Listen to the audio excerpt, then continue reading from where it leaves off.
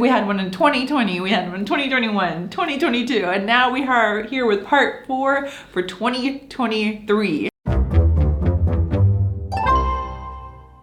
Hey everybody, what is up? My name's Mackenzie. And I'm Jonathan. We are husband and wife, and we'd like to welcome you to TerreDice. And today we're bringing you top 10 board games for couples part 4, so really 40. Oh my gosh, I can't believe we're at 4, and this is like every year. I think we had one in 2020, we had one in 2021, 2022, and now we are here with part 4 for 2023. So for those of you who are familiar with the series, you might know that these are cumulative videos, so that means everything we said before still stands. That's still so true. There's 30 great games that you can go and play 2 players. Yep. But we have 10 new ones for this part 4 video. And the thing we're doing with this one is these are all new. So they've all come out within 2021, 2022. A lot of really good 2-player games that we've gotten to test out over the past 2 years. So everything stands before this list and stands the test of time. We don't change our minds about that, but here are 10 more that you can put on your shelf.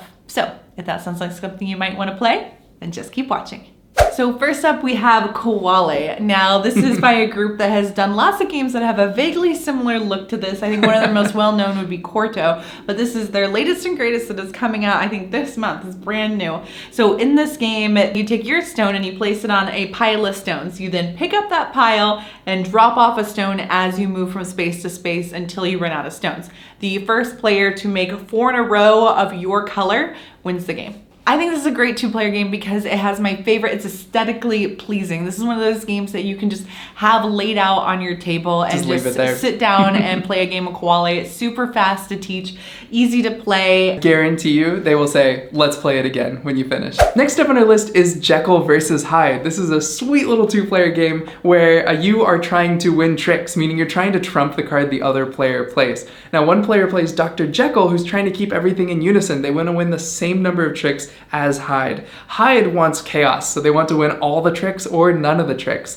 And whatever the difference is, they're going to score points over 3 rounds where they will try to descend into madness or to survive. The most interesting part of this game is that the different suits will change order in terms of which suits trump which other suits as the game goes on, which I think is really fun. Next up we have a Sobek 2 players. Now this is done by the same designers that did Seven Wonders Duel and Jaipur, so they've mashed up together to be wheeling and dealing in the ancient market. So on your turn you can buy, sell, or play a character token. If you are buying, you're going to pick up a market tile and you're going to place that Ankh pond in the direction that's marked on that tile, choosing the direction that the next person is going to have to buy in that direction, that line. Yeah. I just love these games where you are basically just as much deciding what you want as you are deciding what you're allowing the other player to get. And so it's that really tough decision making. There's also an expansion, the Treasures of the Pharaoh, which adds a bit more randomness and more lottery, am I gonna get good stuff if I uncover this face down tile? So this definitely adds some fun surprises to it. Now we did do a full review on both of these, so I'll leave a link and you can go check out all of our thoughts on Sobek 2-player, but excellent choice. Next up on our list is Splendor Duel. So Splendor was on our first top 10 board games for couples. It's like an OG great game for couples. But if you mostly play a 2-player or you're looking to spice things up, this is the game for you. So this is a small box game where you are still collecting gems and using them to buy goods from the market, another market game. But the cool thing is now you have a grid where you're buying or you're taking adjacent gems, and also all of the cards that you buy might have additional powers or abilities on them that let you chain and do more things on your turn. So they've just taken it up a little bit. Excellent market game as well. Yeah, I think if you don't own the original, this is a great one if you're going to specifically just play that 2-player. I am partial to the original. I love that original game, which does play really well at 2. But if you're specifically looking for 2-player, Duel is where you want to go. Next up on our list is a twofer. It's Welcome To. If you've never played this is where you start, but let's assume you have because it's a couple years old. Welcome to the Moon. So this is a fun little flip and write, which is where cards get flipped and then you have to write something on your board. And you're gonna score points at the end of that game based on how well you lined up all your numbers and circled the right things. Now this is a great little game that surprised the heck out of me. So you go through several missions where you're sort of taking off and evacuating Earth, and and going to colonize the moon. But the difficulty just like goes through the ceiling as you get through the first couple, and the puzzles get really fun. It's definitely like Welcome to, but on like steroids. So what I like it about this is it has a longevity. Like you can keep playing with, is like a couple. You can keep upgrading that mission so you can learn together and get better and better and harder and harder. That's why I think is specifically a good 2-player game. But if you haven't played Welcome to at all, I would go back to that original, because then you're going to be playing this one is also good for 2-player. Up next, for specifically all of those history buffs out there, we have Undaunted Stalingrad. I love this so much. Now, this one was a surprise for me. So Undaunted is a series that has like a lot of like other 2-player games, like Undaunted Normandy, but what makes this one different, it has this storytelling component that is fascinating. They actually hired a well-known World War II writer to write out the plot, and so you're going to be reading this campaign as you go on. And so one person plays as Germany, the other one plays as Russia. Specifically is this one platoon that's moving across Stalingrad. Yes. The interesting mechanics in this game is that you're sort of like deck building your platoon, but when you make casualties on the opponent, you're removing cards from their deck. So you're kind of interacting with the other person's deck a lot. I don't know, this surprised me. I did not think I was going to like it as much as I did, and it's a fast action game. Like each mission, what I like about it is that it's short.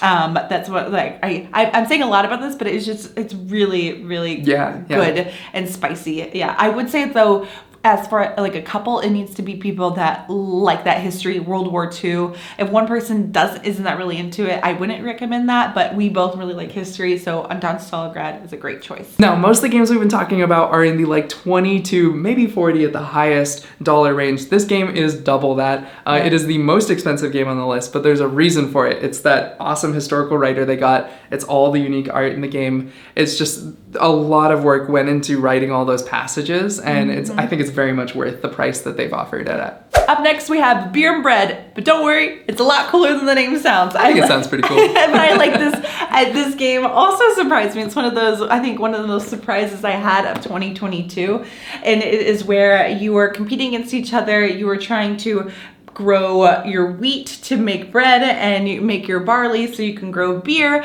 and there's different seasons. So there's going to be friendly years, and there's going to be non-friendly years where you can trade cards with the other person, and there's different components to be able to grow your best food. And it's just a fun back and forth. It's one of those that I like, where it's like you score based on your lowest. So your lowest of the beer, your lowest of the bread, and that's going to be your best one. So you're trying to constantly keep that balance and keep that the scoring about the same. Multi-use cards, really cool round structures. Also, the graphic design is really well integrated. The designer Scott Olms was on our original top 10 board games for couples, and for Tiny Epic Galaxies, he also designed Beer and Bread. So excellent designer.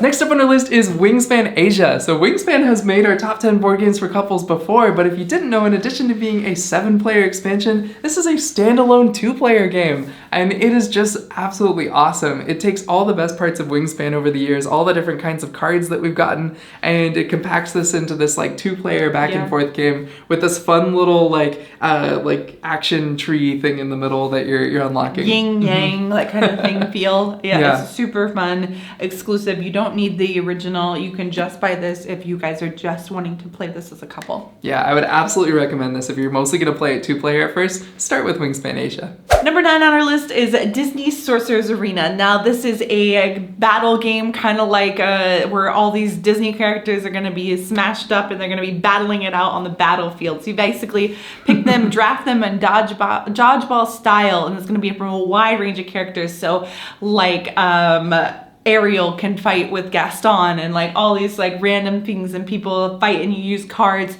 to play out their powers. Now, this game is highly thematic. It's really good for like people that really want a well-themed Disney game that also has this fun battle aspect like Unmatched. And it actually gets pretty complicated. It surprised me how much strategy is in it's this heavy. game. I was really surprised when we were going over the weight for all of this. So this one ranked as like second to highest. So like it has a lot of like juice and meat to it.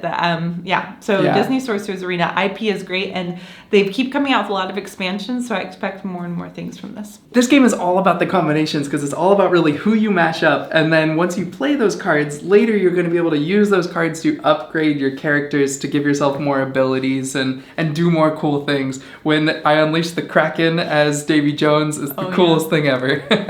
Our Our number 10 game is Ahoy. Terrible pirate joke. That's so old at this point. But this is another 4-letter word game from Leader Games, who made Root and Vast and most recently Arcs. But this is kind of their really fun little, like, let's take the idea of Root and this asymmetric sort of like battle game and bring it back a little bit to this seafaring, cartoony pirate themed game where you're trying to rule the seas. So very Caribbean kind of island feel. Yes. You play as the Mollusk Union and as the Bluefin Squadron, and you basically are trying to take control of the most land and gain the most wealth over a series of rounds. Now, this isn't a specifically 2-player game. It can play more, but we really like it at the 2-player. It does play well at 3, but the 2-player plays really, really nicely. And even though this is ranking at our highest weight for this list, it's actually pretty simple to grasp onto, and the theming is really fun, and it really had that island feel. You said it was one of your favorite like pirate games that you played lately, Oh, right? yeah, absolutely. The mechanics of the game are you roll some dice, and then your dice placement onto your board to get different actions and abilities that you're going to do. One player has a deck of cards, the other one just has a bunch of like meeple soldiers, they're little sharks that are floating around. And you're going to use that to your advantage, and sometimes there won't even be combat because you got to load cannons to have combat. So sometimes it's just about how you trade and wheel and deal across the seas. All right, we did it. That is number 4 for best board games for couples. I had a really fun time with this list. This was on the lighter side, but I think all like super attainable for all couples out there, and games you can really dive deep into. And I hope you guys like this. If we missed any that you think should still be on our list, leave a link. Let us know down below in the comments. We'd also love to check them out. We're always living. Maybe we'll do a part 5. That would be fun for 2024. All right, but as always, thank you guys so much, and thank you for supporting this channel. If you like this video, make sure to like and subscribe and hit that notification bell so you can know whenever we go into a new video. And we'll see you next time. Happy playing!